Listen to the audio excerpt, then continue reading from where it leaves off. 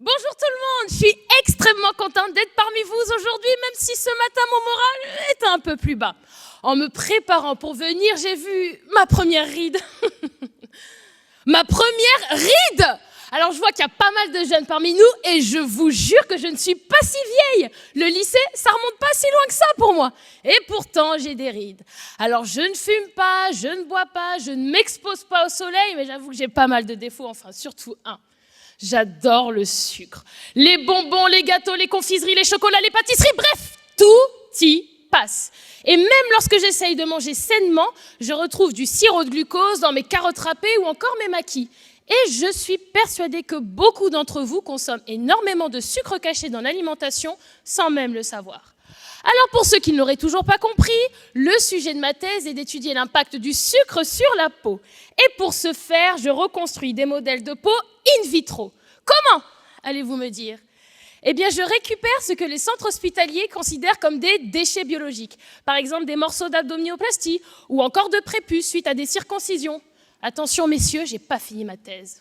Oh, je plaisante. Quoi qu'il en soit, sur ces morceaux de peau, j'extrais des cellules qui m'intéressent tout particulièrement. Ce sont des fibroblastes. Alors, ces cellules ont la particularité de sécréter du collagène ou encore de l'élastine. Ce sont des protéines essentielles à la vitalité cutanée. De plus, les fibroblastes reçoivent directement le sucre de la circulation sanguine. Pour revenir à mon sujet, je prends donc ces fameux fibroblastes que je place sur des matrices de reconstruction de peau. Et dans différentes boîtes, je mets des concentrations croissantes de sucre. Les résultats obtenus sont sans appel. Les fibroblastes, de manière qualitative et quantitative, avec une forte concentration de sucre, reconstruisent moins bien des peaux. De plus, j'ai mis en évidence l'existence d'une cascade de protéines inédites, directement dépendantes de cette concentration de sucre. Alors vous allez me dire, c'est top, Seitam, à quoi ça sert? Eh bien, l'existence de cette cascade de protéines nous permet de tester de nouvelles thérapeutiques dans le cadre de maladies dermatologiques ou encore métaboliques, telles que le diabète. Nous savons que les personnes diabétiques présentent de fortes altérations au niveau de la cicatrisation.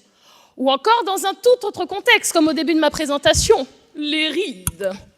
Tester cette nouvelle cascade de protéines nous permet de tester de nouveaux actifs cosmétiques qui vont aller pousser mes fibroblastes de la peau à sécréter toujours plus de collagène, d'élastine, d'acide hyaluronique.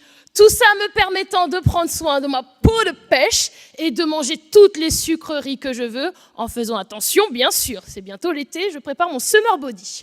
Merci beaucoup.